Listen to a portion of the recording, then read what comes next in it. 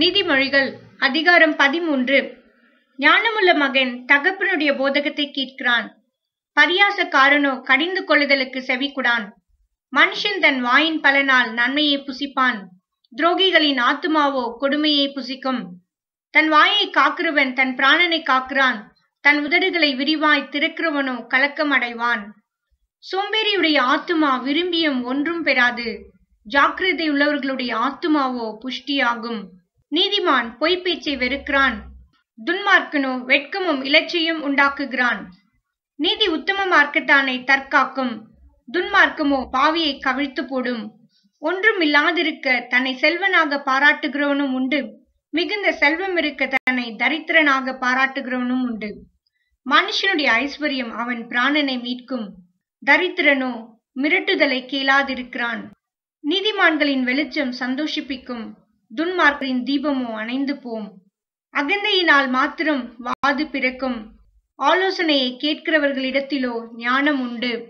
வஞ்சனையால் தேடின பொருள் குறைந்து போம். கைப்பாடாய் சேர்க்கிறவனோ விருத்தி அடைவான்.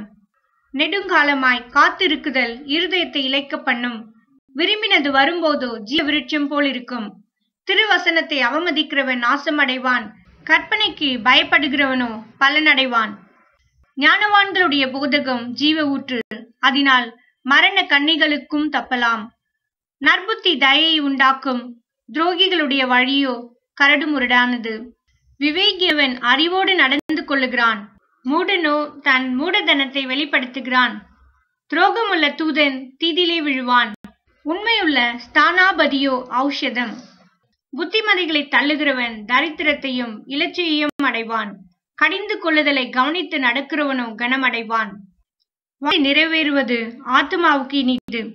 தீமையை விட்டு விலகுவது மூடருக்கு அருவெருப்பு. ஞானிகளோடே சஞ்சரிக்கிறவன் ஞானமடைவான். மூடருக்கு தோழனோ நாசமடைவான். பாவிகளை தீவினை தொடரும். நீதிமான்களுக்கோ நன்மை பலனாக வரும்.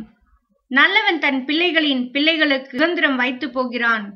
பாவியின் ஆஸ்தியோ நீதிமானுக்காக சேர்த்து வைக்கப்படும். ஏழைகளின் வயல் மிகுதியான ஆகாரத்தை விளைவிக்கும். நியாயம் கிடைக்காமல் கெட்டு போகிறவர்களும் உண்டு.